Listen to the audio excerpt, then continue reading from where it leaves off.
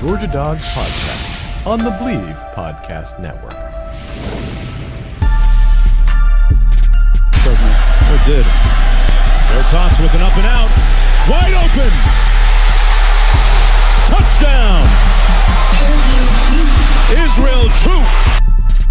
Snap to Young. Drops back. Pressure from the edges. He throws near sideline. And it's intercepted. Intercepted. Keely Ringo at the 21. Off he goes. 40, 50, 45, 40, 35, 30. Near sideline. Breaks the tackle. 20, 15, 10, 5. Touchdown. Touchdown. Touchdown. Georgia. Good evening, neighborhood. How about them dogs? 32, 18. Let the celebration begin. Celebration indeed. We've got a big one for you this weekend. It's the Believe in Georgia Dogs podcast on the Believe Network. Probably our most important show. And joining me to execute that show is my man, Israel Troop, fresh out the deer stand. Did you get anything?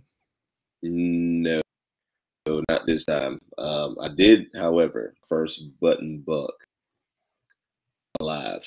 You normally see those on the side of the road. But he came out, really cute little fella. And, I let him walk tonight. So let him live to see another day. He'll meet your rifle later on, right? Yeah, a couple years. He was a little baby, so I let him walk. But he shoots in between now and then. Some novice hunter would be like, "Oh, it's a buck." Yeah, and hopefully not. Hopefully not. He gets to live another year or two. That's probably why I don't hunt, because I wouldn't know the difference, really. So, like I said, we are the Believe in Georgia Dogs podcast.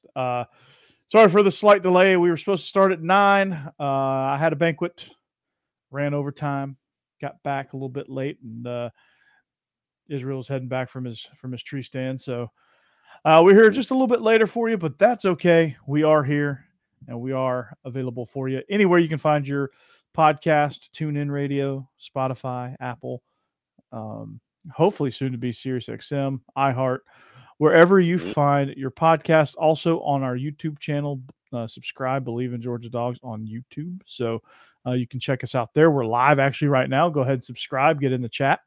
The chat is open for anyone who wants to jump in. So don't be shy. We are also brought to you by betonline.ag. It continues to be your number one source for all of your sports betting needs. You can find the latest odds, live in-game props, futures. They have giveaways, all that stuff available on BetOnline. So what you need to do is go to the website or hit that mobile device and type in the promo code BELIEVE. That's BLEAV. You'll get a 50% welcome bonus on your first deposit if you type in that promo code. All right. So you need to do it. If you want the giveaways, if you want the free contest, if you want the live in-game betting, if you want to bet on Tuesday's elections, you can do that too. There's props, I'm sure, on the New Hampshire race, on the Nevada race, on the Tennessee governor race. Who knows? You can probably find it at BetOnline. So make sure you put that promo code BELIEVE, BLEAV, to receive your 50% welcome bonus. BetOnline. It's where the game starts. I know, Israel, you took a really bad beat. You took a really bad beat last week on Georgia. They were 22.5-point favorites. You took them. They screwed you. And it was you lost by, a half point? Lost by half a freaking point. We'll say this: if we hadn't got that holding penalty right there at the end, I think we could have at least gotten a field goal out of it and I'd have won. But the odds were just not in my favor. Yeah. But we won the football game despite a disastrous third quarter. Yeah. And kind of set us up into this week against the one team in the nation, the Tennessee Volunteers. Would have thought that I would be saying those words. Right, exactly. I never thought so either. But it was a wild week 9. We're not going to spend a whole lot of time on it. One thing that impressed me about week 9 was Kansas State steamrolling Oklahoma State with their backup quarterback. Colin Klein, a name that should sound familiar to you if you're familiar with Big 12 football, is their offensive coordinator. No Adrian Martinez, apparently no problem. They steamrolled. Tennessee steamrolled over Kentucky. I've never seen a Kentucky team look so shook, and we'll probably get it. And that game will be a little bit more relevant as we tell you why they were likely shook. So we'll break all of that down. But just give and the Georgia game with Florida got off to a hot start, gave back a little bit, allowed Florida to get back in the game, and then pulled back away. Just shows you got to take care of the football. Simple as that. Mm-hmm. Yeah, we had a lot Let's of do that to you. Characteristic turnovers. McIntosh fumbling. It was good to see them go back to him. Mm-hmm. Stetson was a little off a couple throws. We cannot do that this week. This team is way better than Florida, as we've known, because they beat the you-know-what out of them earlier this season. Mm-hmm. So it's going to be interesting, going into this game plan. We take care of the football is the main thing. We're going to be able to move the football, obviously, because Tennessee's defense is questionable at best. But can we take care of the football? That's the main thing. And we should be able to. Ball security's got to be important, but as we plug forward into this week, you talk about taking care of the football. That's got to be a huge key, because when you look at what Tennessee does well, they score fast. And if you don't take care of the football, they can put one on you real quick, and then they get all of that momentum. And that's Absolutely. a big thing that you can't let happen. Yeah, go back and look at them again. The big turnover, but the big fiasco that they had. They hold Tennessee, getting ready to flip the field, and you see, Nick Saban has a mini heart attack on the sideline. Well, they do a couple go right now. So, it was a clinic. You can't give us like this the opportunity to score, because they're going to score, and they're going to score bunches, and they're going to do it really, really fast. Yeah, and you can't give them, and you have to, and I said this last night on SEC After Dark, but you have to make them drive the football. You have to make them, if they're going to score, they've got to score in 10-plus plays.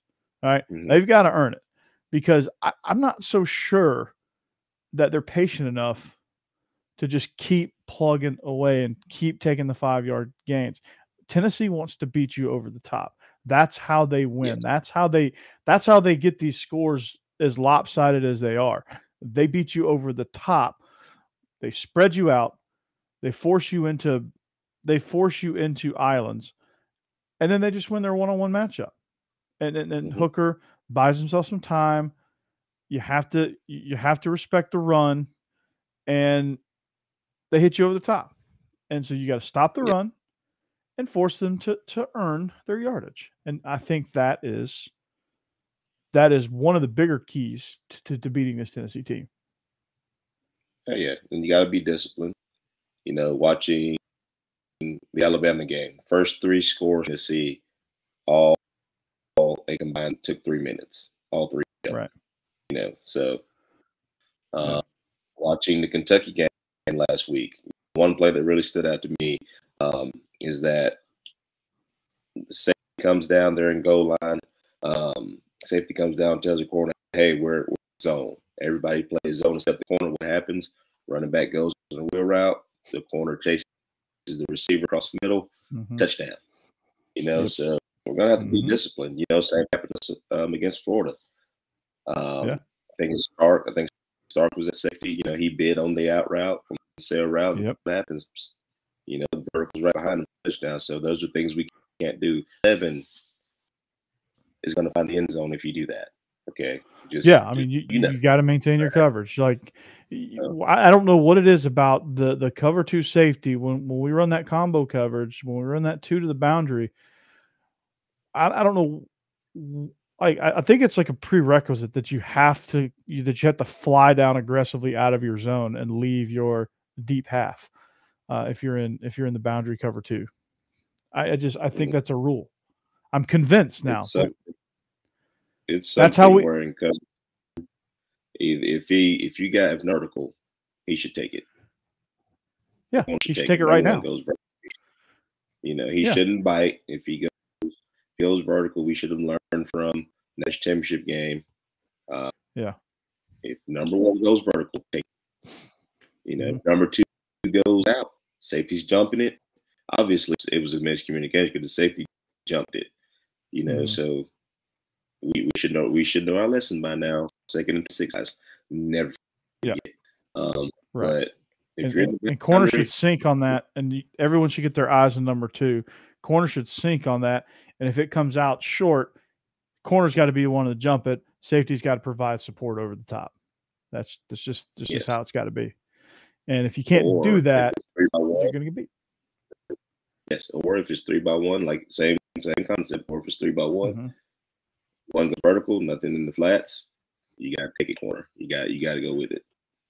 Yeah, corner's got to sync with it and rally on anything short. Just rally and tackle in space on anything short, and you've got it covered. I mean, so it's kind of like a loose cover 2, almost it kind of turns into a man scheme with a double with the safety coming over top in that scenario. It's just two read, in a scooch technique by your kind of reading number 2. But to me, it's like the corner should have been with one. He should have taken the vertical because the way that safety came down, the way he did, he obviously knew I got anything that comes out. Corner should have been going. Those are things that we can't do against Tennessee because what Tennessee like to do, they like to wipe you out. Dang, they're on the sideline, run the football or throw the quick screen. What happens after quick screen? Just the top. So we're gonna have to be disciplined there. I think our front 7 will be fine. Although run the ball very well, can't take that away from them. But I think we can stop the run. It's gonna be, can we be disciplined enough within the secondary to not fall for the tricks and get with the big play? Yeah, absolutely. And I think having 88 in the lineup will help in the run game and will help try to keep Hooker contained. So I am happy about that. And I am feeling pretty good about that.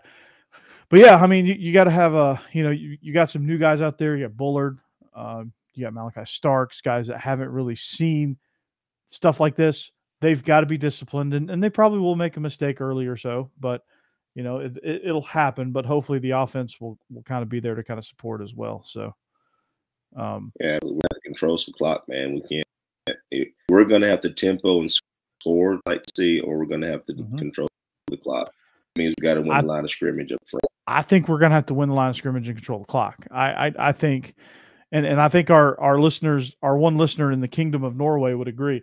You have to control the line of scrimmage. You have to control the clock because that's what we do best. We're number 4 in the country in time of possession.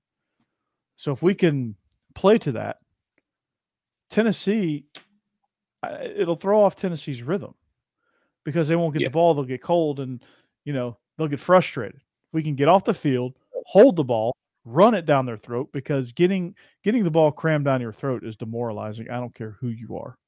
And nobody's been able to do that yet. Alabama should have been able to do that. They weren't. Kentucky, they're just so beat up. They normally can do that, and they normally probably would have. And they did early on. Chris Rodriguez was running great early on. And they just ran out of gas early. And Tennessee just jumped all over them. And then they got demoralized, and that was that. But, against a team like Kentucky, you've got to – or against a team like Tennessee, you got to be able to do that. Oh, yeah. If you can't, there's you're nothing in trouble. There's nothing worse. And if you're on the other end of that beating, just handing the ball off and you can't stop it. That's a really bad feeling. So for us, especially playing at home, we've got home field advantage. We've seen what we can do, especially when we play teams like Notre Dame. We played Arkansas. We played South Carolina last year. Just games like that just come to mind to me. Big home field advantage is. So 3:30 kick. Today's going to be there, so the excitement's going to be there. Hell, I'm going to be there too.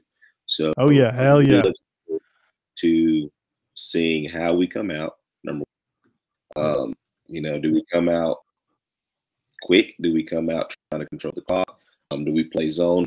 Do play. Man, kind of looking forward to seeing the game plan that we come out with. But we have to understand this is the #1 team in the nation in all accounts. You know, it is what it is. We can be mad, sad, upset. I think the committee got it right personally. I think you could flip either Clemson or Michigan for that #4 spot. Mm-hmm. But at the end of the day, I think they got it right. So we're playing the #1 team in the nation. And we're going to come out and play playing #1 team in the nation. Or we're going to get our eyes beat in on the outside looking in, kind of like Alabama is right now. Yeah. And I think if we try to play Tennessee's game, we will get our eyes beat in because Tennessee is really good at being Tennessee. Nobody else is really good at being Tennessee. Georgia's got to be really good being Georgia. And if you want to get in here, Don is in the chat. He has lit the chat up. So he wants to know our thoughts on the big game this weekend. So just keep listening, Don. We're giving you those thoughts. And I'll put some of your other lines up here that you want us to pick for you. I'm guessing you want to go. I guess you want to take action on this West Virginia Iowa State game. We'll get into that in our picks when we do our picks. But we're previewing the big matchup, #1 versus #2, or #1 versus #3, depending on what poll you're looking at. So, to me, in doing what Georgia does well, Georgia does do tempo well. They don't tempo like Tennessee tempos. They vary it up a little bit more. We kind of press the gas pedal, let off the gas pedal, speed up, slow down, check with me. You know, we kind of do a good job of mixing up the tempo. Tennessee just puts the pedal on the floor and goes, right? Yeah. We do a good job of varying it. So I think when you hear us say tempo, that's what we mean. We mean Georgia controlling the tempo and controlling the clock, going fast when they want to, not when they need to, not when they have to. Slowing it down when they want to, not when they have to. And to do that, Stetson's got to be sharp. We got to involve Stetson in the run game. I haven't seen that in a minute. You know, McIntosh, Dejan, Baby Chubb, who better known as Branson Robinson, get those guys rolling. Find Bowers, find Agent Zero. You know, get those guys involved and get them involved early and often. And Tennessee I know for a fact, Israel, Tennessee has no answers for our tight ends right now. Nobody has. Man. And Tennessee won't either. Absolutely. And there's one thing that, like you say, our tempo does. Okay? With our tempo, let's put it like this. When Tennessee does, you're going to get 20 personnel. All right? You're going to get 2 wide, 2 to one side, a single to the other side. And they motion. Okay? When we tempo, you're going to get 21 personnel. You're going to get 12 personnel. You're going to get 10 personnel. You might even get 0 personnel and empty. Okay. You have to practice all that. What Tennessee does is really easy to practice against. You just kind of got to make sure you guys in spot and don't get confused with us. I don't think you can do all the things where you get tight end twins, you get tight end wing, 2 receivers out wide and 21 personnel. Now they don't change personnel. Now they got ace 2x2, then they go trips. And then they take McIntosh and put him out there, and now they're empty. So that's 5 formations right there I just gave you that Tennessee probably hasn't practiced yet with all a tight end and with all the shifts and motions that we do too. That's something that we're going to have to use on Saturday. You know, Tennessee, we already know what they're going to do. They're going to be in shotgun, 20 personnel, and they're going to catch us. They're going to catch us slipping. So we just got to have to play Georgia football. We play Georgia football, we win. If we try to get out of character, kind of like what we did against Alabama in the SEC championship game, we're going to get beat. That was a weird game plan. I don't know what that game plan was. That was a please don't beat us deep game plan, and it backfired. When we went aggressive against them in the second round, that's when we had success. So you gotta be aggressive. Like I don't understand that. It was a weird game plan. So I think the most important player on this defense are going to be the safeties, and they're going to be the inside linebackers. Yes. The cylinder of the defense. I guess you go even down into the nose guard. The cylinder of the defense is going to be the inside cylinder of the defense is going to be the most important part because they're going to kind of dictate what Tennessee is able to do. whether it's deep over the middle, whether it's intermediate, whether it's in the run, definitely in the run game, and the safeties. Can they play two-way? Can they play in the box, and can they play on the perimeter? Can they adjust and make tackles in space?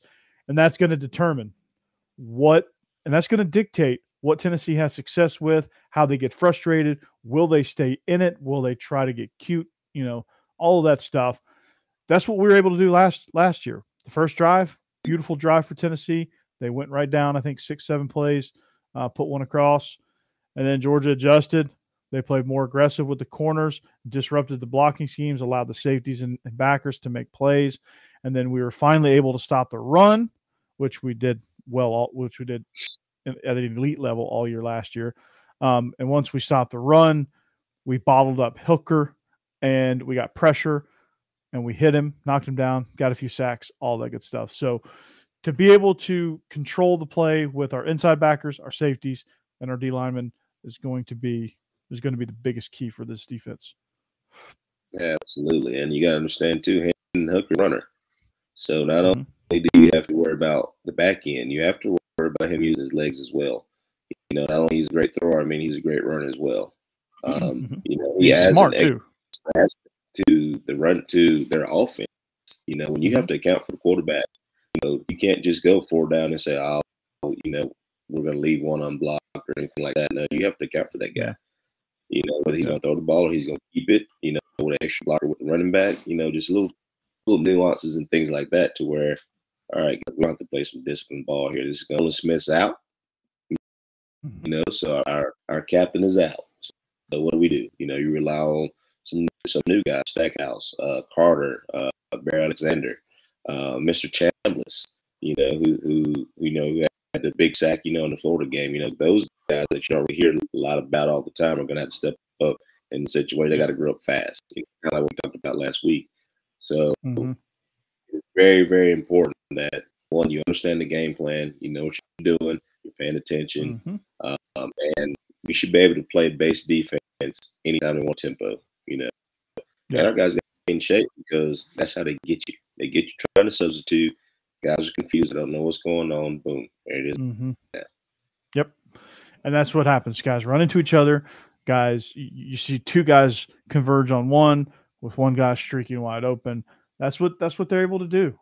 And that's what fast tempo is able to do. That's like if we were given a clinic on tempo, that would be first on the list of benefits. Defense can't communicate. Defense gets tired. Defense is out of shape.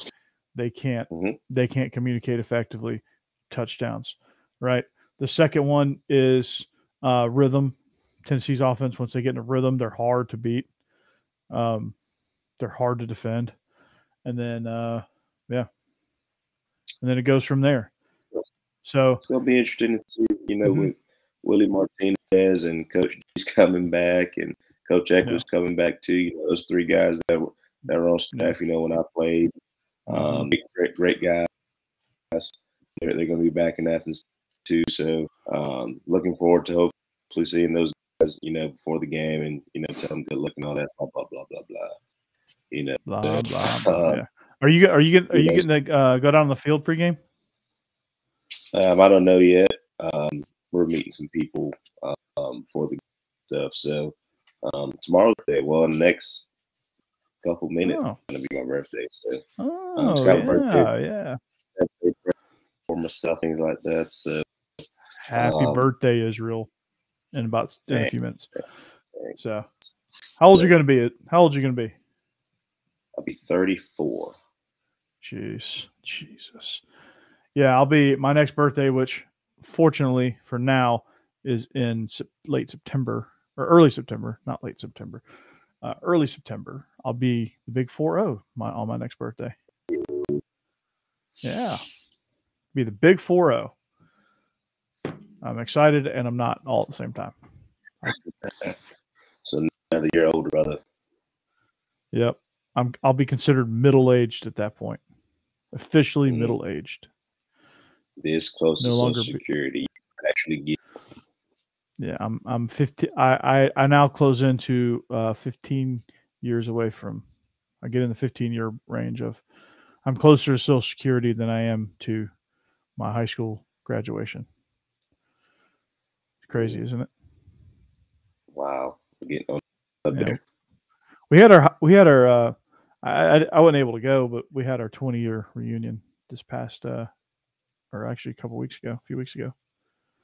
Wasn't able to make it down there, but yeah, 20 years out of high school. So they finished up. No, you didn't go to Parkview. I'm thinking Parkview. No.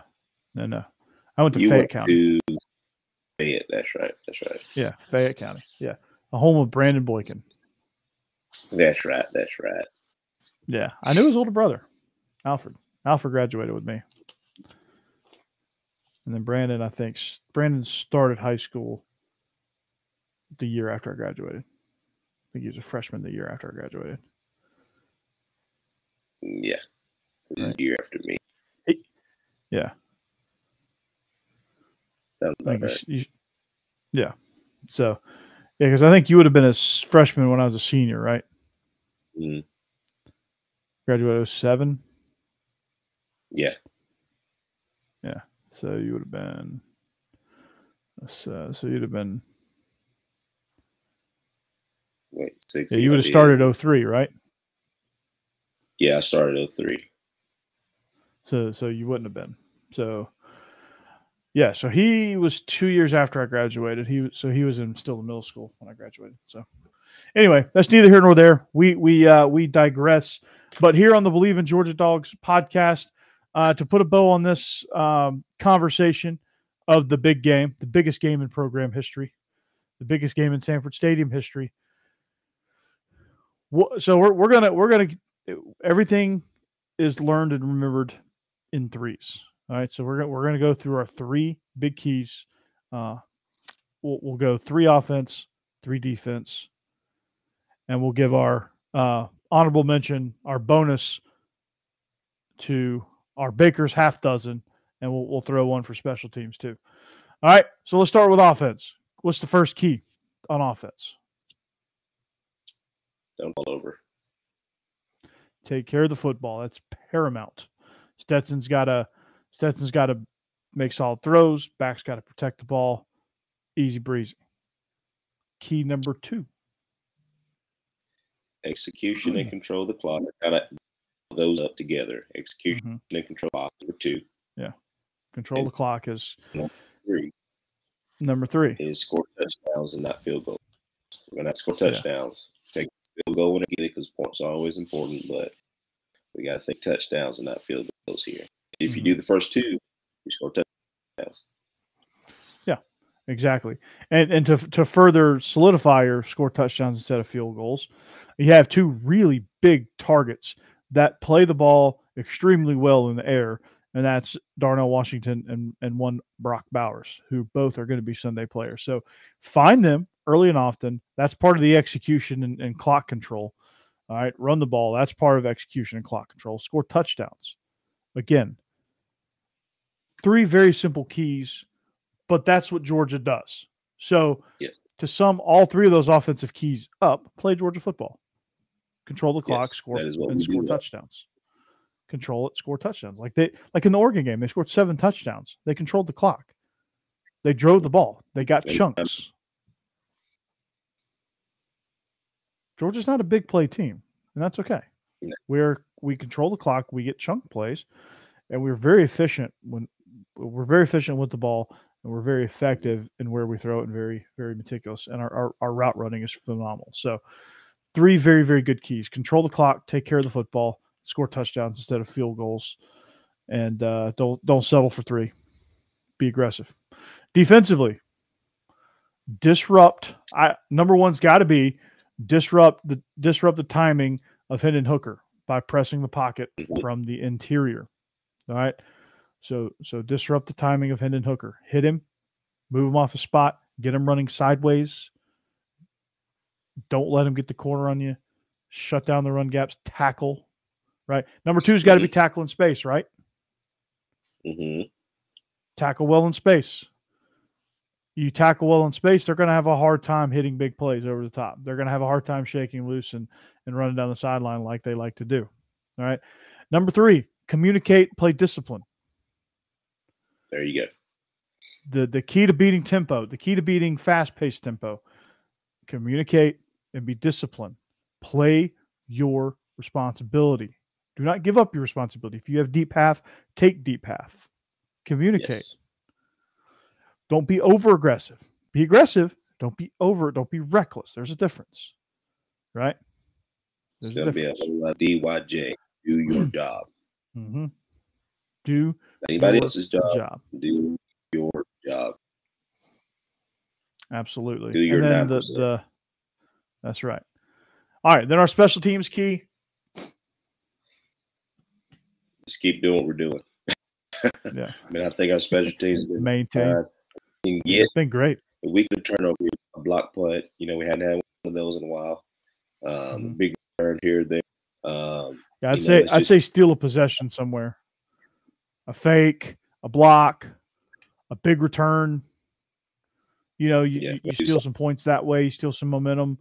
Flip the field. Like Thorson's a weapon. He's been a weapon. You know, I hope Thorson doesn't get much work. So, there you go. Yeah. Okay. And that's the big game. Game day is going to be there. It's going to be awesome. It's going to be the atmosphere is going to be electric.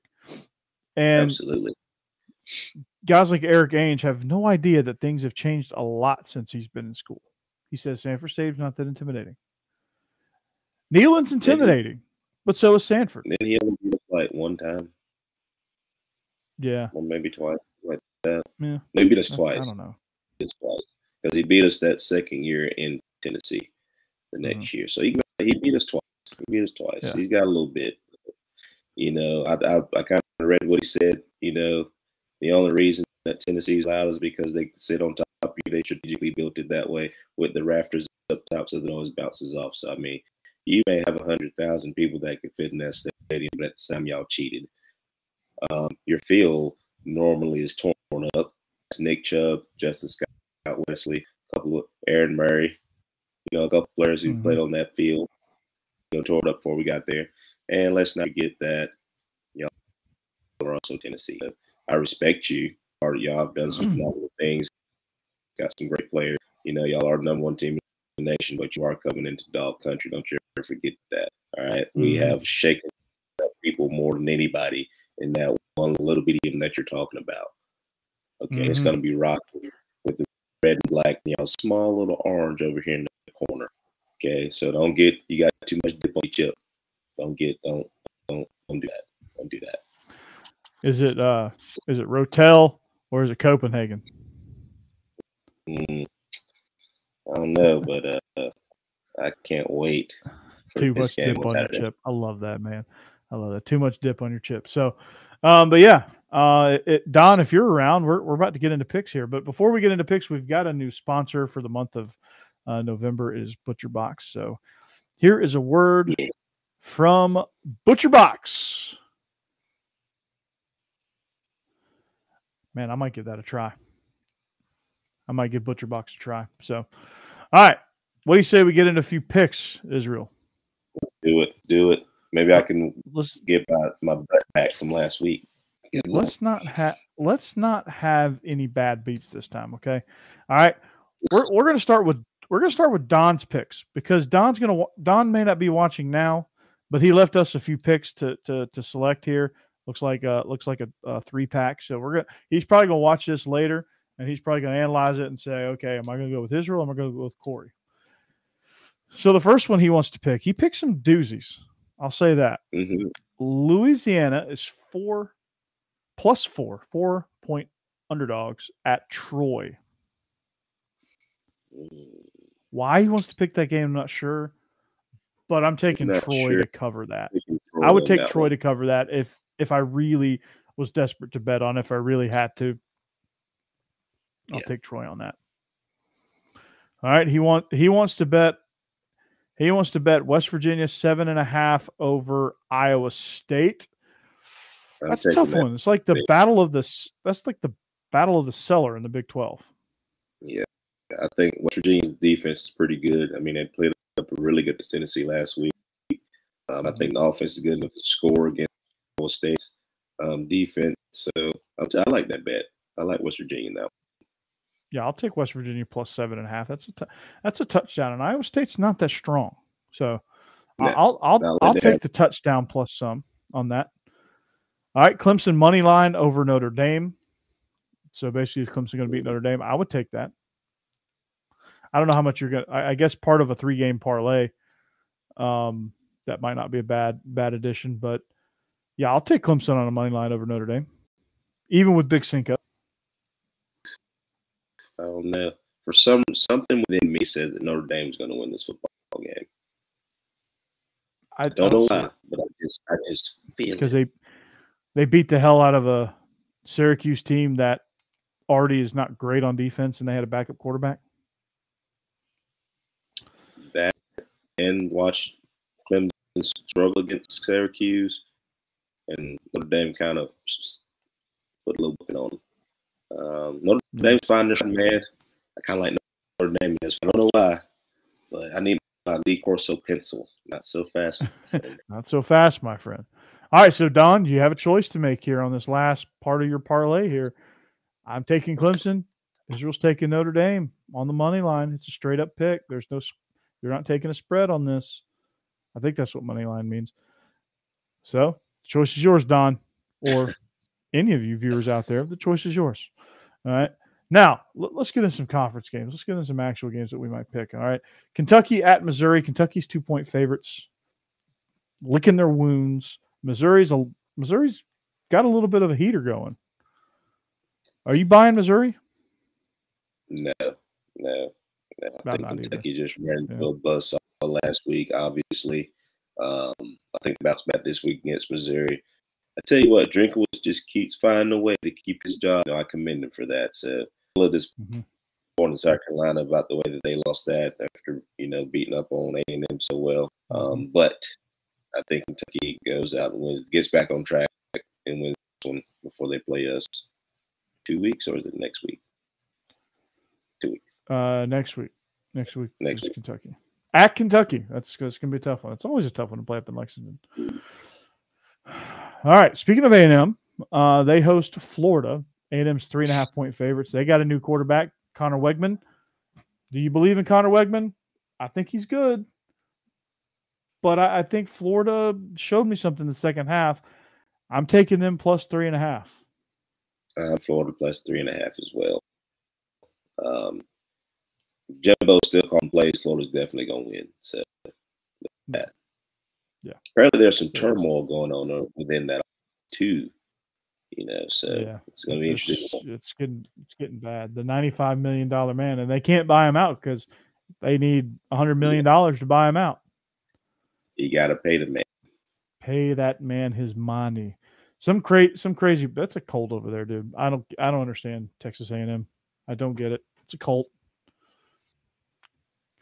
Glad we're not believing Aggies. All right.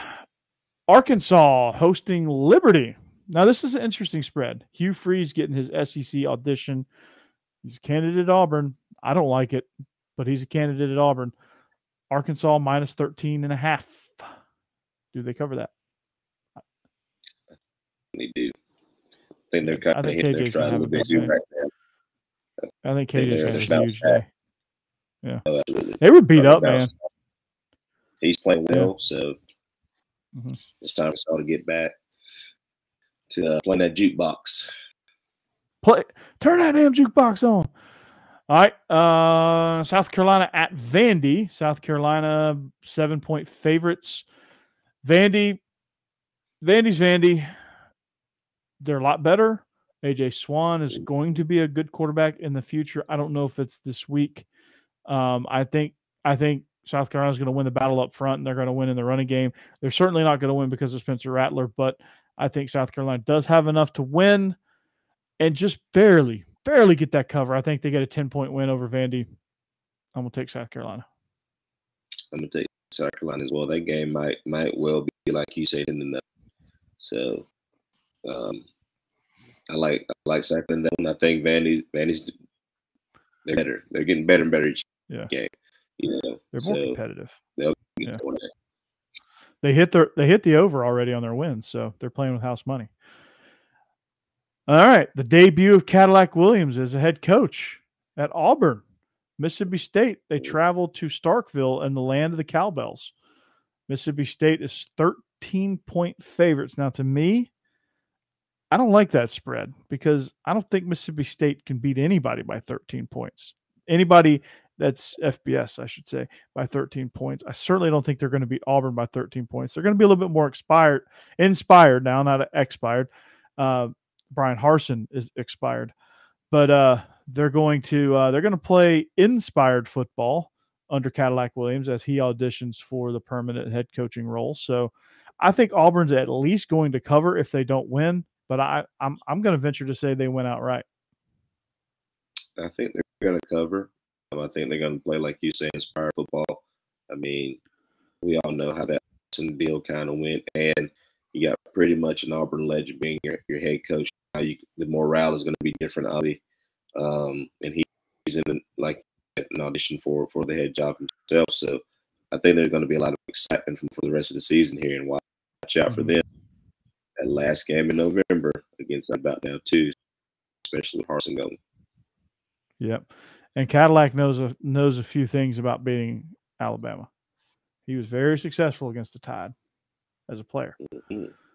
All right, future SEC member Texas taking on K-State. K-State getting it done with a backup quarterback. Not sure the status of Adrian Martinez, but they are 2.5-point underdogs in the Little Apple. Give me a plus spread on Kansas State right now, and I'm taking it. I know Quinn Ewers is a damn fine quarterback. He's going to be a hell of a quarterback in this league. And he has a bright future to play on Sundays. But Kansas State has something going on. I think the play calling is great from Colin Klein. Deuce Vaughn is a very special player. He might end up being Big 12 Player of the Year before it's all said and done. So give me the Wildcats. Get Wildcats. I like it too. I think it's a high-scoring game because we know Texas can score points, but they can't stop those bleeds. So when Deuce Vaughn gets going, he's hard to stop.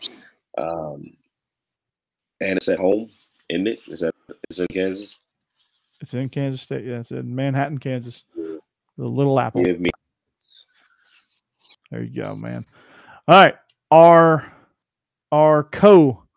game of the week: Alabama, 13.5-point favorites on the road at LSU. LSU cracking the top 10 for the first time this year.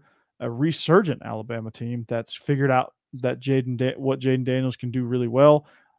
LSU is playing some very, very good football right now. Can they cover this spread? Alabama is struggling to find their identity, which is odd to say. But this is the most conservative defense that I've ever seen out of Alabama. They can't run the ball. And not because of lack of talent, but just because I'm just not sure that Bill O'Brien knows how to run the ball. They figured out that Jaden Daniels can run down there in Baton Rouge, and boy, are they running him. And when he gets going, he can throw too. So when he gets going running, he figured out that Keyshawn Butte can catch the ball pretty good. Mm-hmm. They learned how to tackle over the course of the season. They've learned, they've gotten comfortable with Brian Kelly. They've got comfortable with the staff. The fans are behind them. The fans never bailed, which after the start they had with a program with the expectations that they have, would be very easy to bail on Brian. Would have been very easy to bail on Brian Kelly early in the year, especially after that loss to Florida State, especially after some of the clunker games they played early in the season and they got squeak wins out of the complete cluster against Tennessee. Would have been very easy to jump ship on Brian Kelly. Would not have blamed him, probably. Maybe I would have a little bit, but they didn't.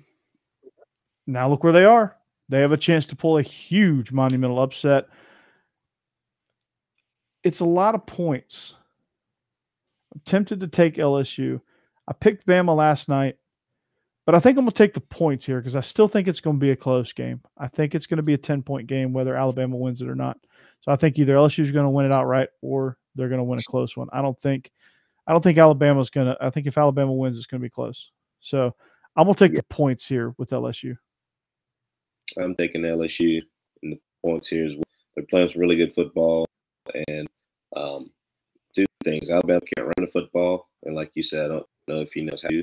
And if my eyes aren't deceiving, Alabama doesn't run a concept that is less than 10 yards, like a hitch or slant or anything like that. They might run mesh or something like that, but everything is on the field to where you have to read progressions. And the offensive line ain't holding up very well. Bryce Young's been picking up steam. So without Bryce Young, if Bryce Young wasn't on Alabama's football team, Alabama could easily be 4-4. Yeah, maybe 5-3, something like that. Oh yeah, totally. You better thank Bryce Young, Bill O'Brien, because he is single-handedly helping you and saving you. But I think LSU's hitting their peak at the right time, man. And if you win this one, you're pretty much in the driver's seat for the SEC championship game because you've already beaten Ole Miss, and they still have to play Alabama. Absolutely. So LSU's got a really good shot to make some noise in the SEC West. So hang on to your seats on that one. So that brings us to our last, final game of the week. Will there ever be any other game of the week, right? Tennessee, the number one team in the country, comes in as 8-point underdogs. Make sense to me. The number one team in the country is 8-point underdogs. How are they number one? How are they considered the best team in the country and they're underdogs? I'm scratching my head on that one. Tough. That is tough. That means Georgia played really well. One of my kids today after our practice today, he asked me what I thought the score was going to be. I said the score is going to be 45-42. We win a field goal, to win the football game. This is going to be a shootout. Both teams are going to score. 8 points is a lot, but that's saying that we just come out and pretty much dominate, for the rest of the game, after they've done what they've done. So it's hard. What's the over-under for this game? The over-under for this game is, I'm looking on our handy-dandy bet online. It is 66 points. I'm taking the over. Yeah, I'm going to take a 2-leg parlay here. I just, I'm going to say screw it. My heart says Georgia, but it's going to be a close game. Yeah. So I'm not going to take this spread. I would just bet the over and the money line. Yeah. Georgia on the money line plus the over. I think it's going to be real similar to the Alabama. Yeah. Two good teams, two good offenses. What defense can get a stop at the end? What's going to come down to? Dogs win a tight one. That's how I see it. However you want to take that from a betting perspective, dogs win a close one on the over. So dogs on the money line plus the over is where I would take it. But if you're picking spreads, obviously you would based on that analysis, you would want to pick Tennessee and the points. So that's going to do it for us. It's going to wrap it up for us, Israel. I know it got late early for you. You're still in your camo, which means you're probably ready to get out of that camo, crack a beer, and unwind. Getting ready for your birthday, getting ready for your 35th birthday. Whoa. Don't give me that extra year. 34th birthday. It's going to be 34. Don't do that. I had to see what you would do on that one. So, Robert, how's it going? So long, farewell. But that's gonna do it. Take Georgia in the money line and the over.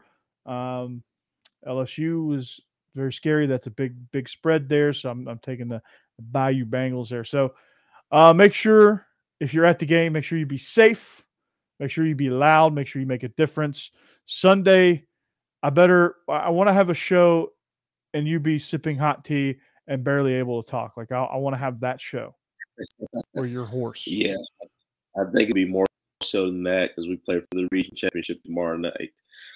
So it's going to be a whole lot of yelling tomorrow night and Saturday. So it's going to be good. So we gotta have the horse edition of the no voice edition of the Believe in Georgia Dogs podcast, just to illustrate how crazy that atmosphere is. But if you're traveling to the game, if you're listening to us on your podcasting network, we hope you have a safe trip up to Athens. We hope you have a lot of fun. We hope you come back. We hope you like and subscribe to our channels. Check out our YouTube page. Check out our Twitter page, Instagram, TikTok, all of the above. The link tree is in our profile. You can find us just about everywhere. You can also find me on SEC After Dark and also on the Illegal Motion College Football Podcast as a part of MikeFarrellSports.com and SI. So basically what that means is I'm here, there, and everywhere. I plan on going on the SEC pregame show hosted by Are You Serious Sports and Joe DeLeon tomorrow or Saturday morning. So look for me there. They want to have me on. Time is to be determined, but they do a good job there. So game's at 2:30. We hope it's a dog victory, and we'll see you back here next week. Until next time, go Dogs. Go Dogs.